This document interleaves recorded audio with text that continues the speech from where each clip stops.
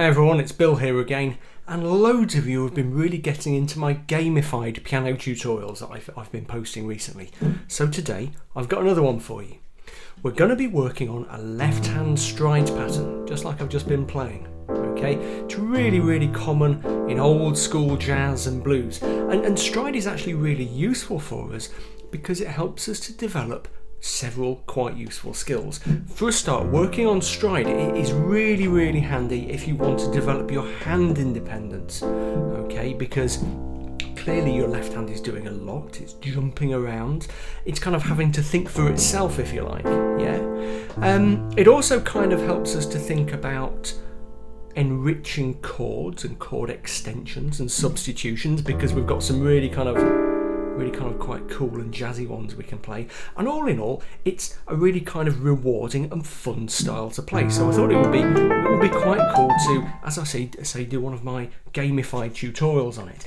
As usual, the way it's going to work is that we've got 5 levels, starting really quite easy and moving on to really pretty challenging. Doesn't matter if you don't get through all 5 levels, because even just pushing through the first 2 or 3 you should find that really stretches you, especially if you're trying to improve your hand independence and just get a basic grip on some improvisation skills.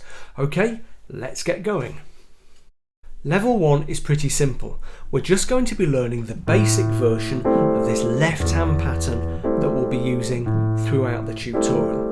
And the really good news is that the chord progression we're going to be using is short. It's just 4 bars or 4 measures long, and we can loop it over and over and over again. So let me just play it through for you, naming the chords as I go. We've got A minor 7, F major 7, D7 and E7. Okay, now as you can see, we've got 4 beats in the bar. Okay, 1, 2, 3, 4, 1, 2, 3, 4, 1, 2, 3, 4, 1, 2, 3, 4, and I'm just sticking things together a little bit with the sustain pedal, with the right hand pedal. Yeah, so just to keep it smooth rather than too detached. You don't have to use it; it just sounds a bit kind of smoother if you just use a little bit of sustain. So play around with your sustain pedal to find the best way of doing that on your piano. Now, if you haven't come across stride before, it's worth looking at what I'm doing in detail. I've got 4 beats in the bar, and I'm playing a single low note, kind of down here, on beats 1 and 3, and a chord higher up the piano, kind of in this area, closer to middle C, on beats 2 and 4. 1, 2, 3, 4. Now the single note that I'm playing on beat 1 in every instance is the root of the chord. Yeah, so the note that the chord is named after. Chord of A minor, and the root is A. And the single note that I'm playing on beat 3 is the 5th of the chord. So we're still in A minor, 1, 2, 3, 4, 5. Okay, when we went to F major 7, the root was F, and the 5th was C. Okay, so I'm alternating root and 5th with chords up here closer to middle C. So level 1 is straightforward. All I want you to do is to master that pattern in that progression that I was playing. Yeah, playing the chords in that really quite simple way.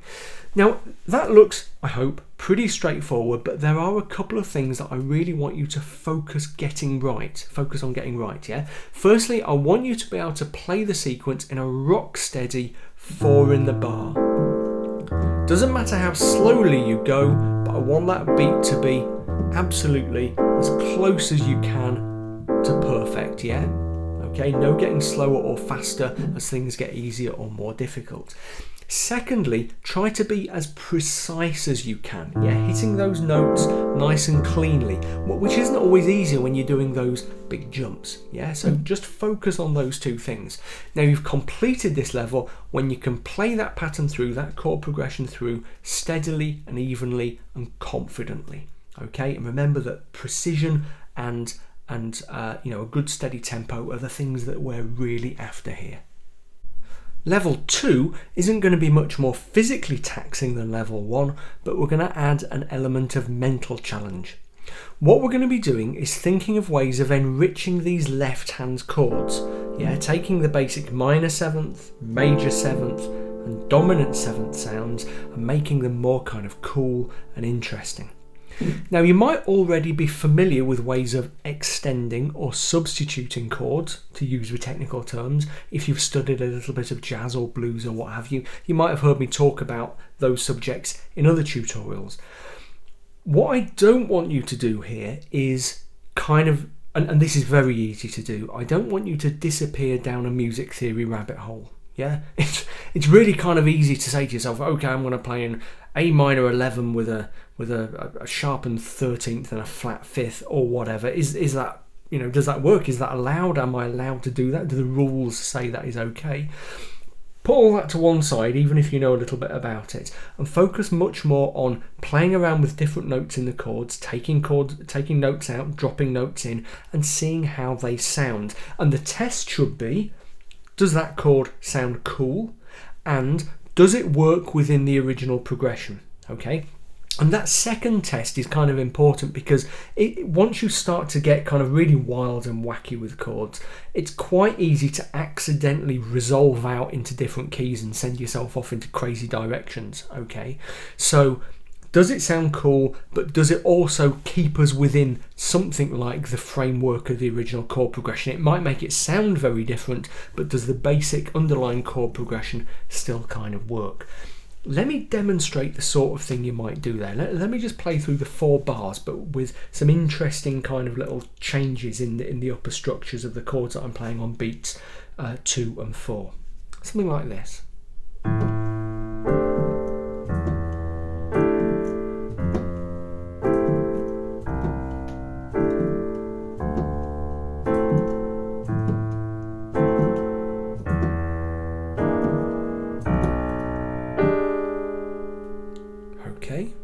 Let's just have a little look at what I was doing there. On the A minor chords, instead of this basic A minor 7 shape, first time on beat 2 of the A minor bar I played this, and on beat 4 rather, I played that. Basically the same chord, just a little bit of variation going on in there. I held out the C in one case and I held out the E in another case, but I dropped in this D, okay, which is actually a note taken from the A minor 11 chord. Okay, so A minor 7, A minor 9, A minor 11. So if you wanted to give that chord a name, you would probably say something like A minor 11. It's a voicing of A minor 11. You might say to yourself, oh, you know, surely that's if you know a bit of theory, surely that's an A sus chord. Not really, because we've got that 7th in there. So because we're kind of going up the sequence of extensions of the A minor chord, it's actually much more logical to say that we've got a kind of stripped out A minor 11 chord. But we're not worrying about that, okay? What we know is that, yeah, that sounds pretty cool. We can play around with that. You know, that's kind of a more chilled out, a more kind of interesting sound than the basic A minor 7. For the F chord, I did something like this. Okay, and notice, really interesting thing here, I'm using some of the same shapes that I just used for the A minor 7. So what looks like a basic A minor 7 shape, and what looks like that shape I was playing just then, the A minor 11, call it what you like. But because I now have the F in the bass, okay, we've changed that context of the F in the bass, changes the identity of the chord. So that's straightforward F major 9 chord, okay? That, because we have a C in the bass, could be all sorts of different things. You could say it was an F13 or a C13 even. You know, we're substituting in a different chord that has a similar function. But again, doesn't really matter. What matters is that that sounds kind of cool, and it leads logically to the D. Okay, all I did there was, that's a basic kind of D9 chord that I have there. So there's D7, add 9, and I played that the same both times, I think. And then I really kind of pushed the boat out when I got to the E chord, the E7, the underlying E7, and played, I think, first time that. So all I've done is take the basic E7 chord and flattened that 5th note down to a B flat. Yeah, you could try different things. Try the C, try the A. I think the B flat is pretty cool. You would call it E7 flat 9, okay? And then, second time around, I did the second 2 beats of that bar. I did that, which is a sound really common in jazz and blues. It's a sharp 9th. Okay, so there is our E7 chord. The 9th is the F sharp. Okay, and if we sharpen the 9th, it gives us the G, which is also a flat 3rd. Okay, again, let's not get too bogged down in the theory, but sharp and 9th chords are great because what you can often do with them is put the actual 3rd of the chord in the down the bottom and the sharp 9th at the top. We've got the context of the E chord, and it gives us a really kind of crunchy, really jazzy sound, but also has the dominant effect that will take us back to A, okay? Because as you may know, E7 has a strong dominant effect in the key of A minor. Yeah. There's other stuff I could have done there. What else? Think of other ways I could have done it. I could have gone something like this. Okay, for the A minor. Okay, that's quite an interesting one. So what I've done there is take a basic A minor 7 shape, but shifted down in inversion, but dropped the D in instead. Okay, then I've got the E in the bass, and I've changed it again to that. Now you could be saying, well, surely that is actually an E minor 7 chord, and yeah, maybe it is. And what I've done is substituted out the A minor for an E minor 7 chord, which in this context has kind of a similar function and still takes us naturally to F next, which I could do something like that. Okay, oh, that's quite cool, isn't it? So there's the F major 7 chord down a bit, then the C in the bass. From the F major 7 position, I've just pulled up to there.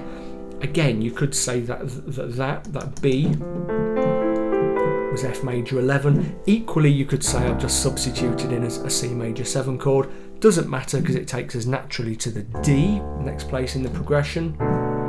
Okay, kind of D6, but played with the B at the bottom. And then what shall we do next? So we've done that, and then let's do that. That's kind of the, what have we done there? You could call that a D6 add 9 or something, or a sort of a D, probably a D, hold on, let me work this out, probably a D13 as well. You know, again, doesn't matter. What matters is the sound that it's making. And then to E, let's go really crazy this time. Let's do something like that. Okay, it's got our important notes of the E7 chord in there. Okay, that's the tritone from the E7 chord, the centre of the E7 chord. If you know a bit of music theory, you'll know that's a really important thing that takes us out to kind of where we're going next. Okay, but we'll not dig into that. So let's play that, and then let's go crazy. Let's go there. Okay, who knows what that chord is? Yeah, but it's kind of cool, and it gives us that dominant effect, ready to take us to the A minor. Okay, so do not worry about naming your chords. It is not a big deal. If you can, that's great. Everyone loves music theory. Everyone loves to be able to, sit in the pub and say, hey, I played a fantastic A minor 13 with a sharp whatever. Yeah, fantastic. But most important is to use your ear. So you've passed this level when you can do everything we did at level 1. Kind of regular, kind of precise, kind of rock solid 4 in the bar, but instead of playing those basic chords, you're playing something that sounds a little bit cooler, a little bit jazzier. You could take it really crunchy, you could take it really cool and mellow. It's kind of up to you. But when you can do that, you can move on to level 3. Before we move on to the next level, just a quick reminder to subscribe to my piano channel. Just hit the red button in the bottom right hand corner of the screen there, and that way you'll stay up to date with all my latest videos and playlists and all the stuff I do on YouTube. I'll just give you a quick mention of my book as well, How to Really Play the Piano, the stuff your teacher never taught you. If you're just getting into this kind of stuff, if you're just learning about chords and harmony and you want to know how to get started with the very basics of improvisation, then How to Really Play the Piano will really help you. It's available as a print and ebook edition all over the world, and lots of people really like it, so do please check it out. Okay, now we're at level 3, we're going to bring the right hand in, but we're not going to do anything too complicated to start with. All we're going to be doing in the right is playing 2 chords per bar. It doesn't really matter on the shape you can use really quite simple ones, against the left hand pattern that we developed with the interesting chords at level 2. Let me demonstrate the kind of thing that I'm looking for here.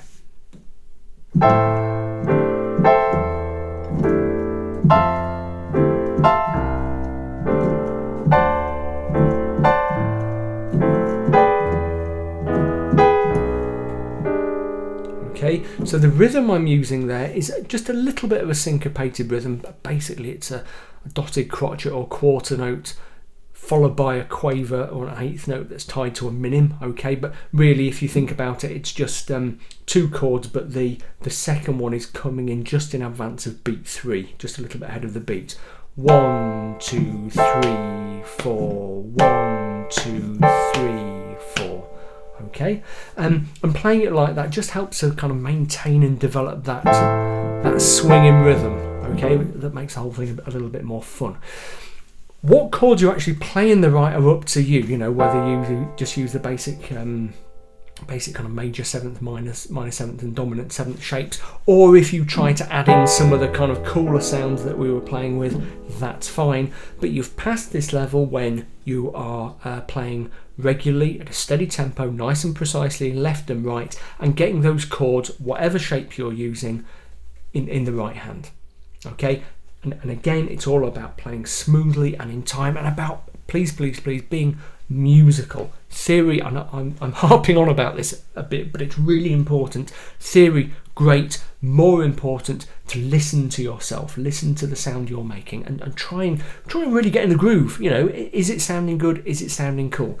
That, along with the smoothness and the steadiness and precision, is kind of the test of whether you've passed or not. Okay, level 4, well done for getting this far. What we're going to start doing here is improvising melodically in the right hand over our stride left hand. Now, to get through this level, all you really need to be able to do is to noodle around in a very simple way up here while playing this stride pattern in the left, dropping in some of the kind of rich and extended chords that we've been using since level 2. I'm not bothered about how flashy and how complicated what you're doing in the right hand is, and we'll look at some of the things you could do in a second. The most important thing is that you can do at least something melodically up here while playing that stride pattern in the left and keeping it regular and keeping it musical. Don't worry about going fast. If you have to slow right down, that's cool, no problem at all with that. It's all about keeping things under control and steady in the left. Okay. Let me just demonstrate some of the stuff you could do. I'll start up here.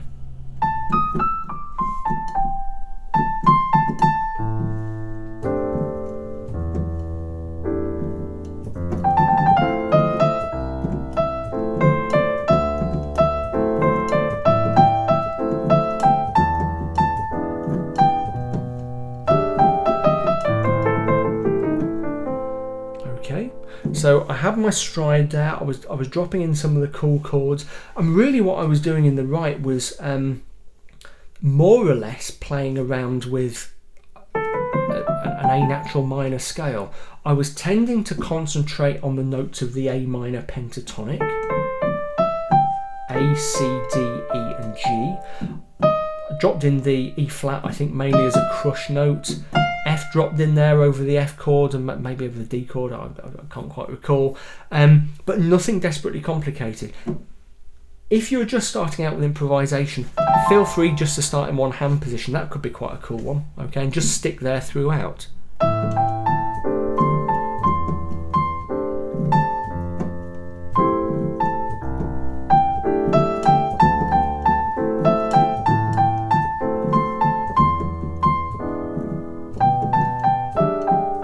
Okay, I haven't moved from those 4 notes, yeah? So, and to say, if you're fairly new to this style of improvisation, just keep your hand in that position. Just start on 1 note or 2 notes or 3 notes. You know, the traditional way into improvisation of limiting yourself. You know, if you can play cooler stuff, do it by all means. But as long as there's some sort of melody going on in the right, then you've passed this level. Level 5. boss level, okay? What I want you to be able to do here is exactly what we did at level 4, but add complexity in the right hand, yeah? Now that's not just for the sake of it, that's not just for the sake of sounding cool. What I want you to be doing is having to focus more on your right hand, so there's kind of less concentration, there's less kind of brain processing power available for the stride in your left, so it has to be much more kind of automated, yeah? Exactly what you do in the right, I don't really mind, but you might do stuff like play quicker runs, you might drop in some crush notes, maybe on E flat to E or G flat to G. You might drop in 1 or 2 chords or pairs of notes. You might even play some tremolos. Everyone knows a tremolo. I'm particularly fond of tremolos. Anyway, if you can do this then and keep everything steady and regular and musical, remember that's the most important thing.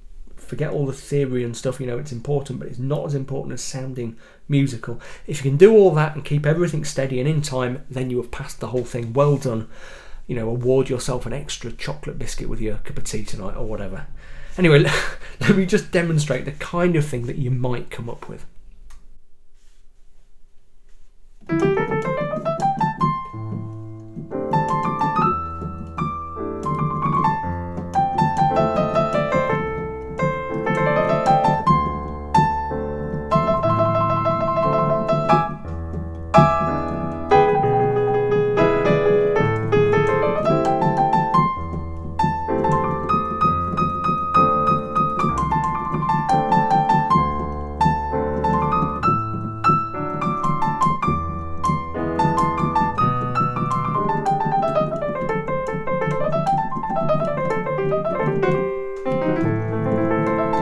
I was kind of showing off there, sorry, yeah, but that's the kind of thing I want you to be able to aim for. Maybe not that quick, maybe not with those fancy cliched cheesy runs I was using, but something faster, something more challenging.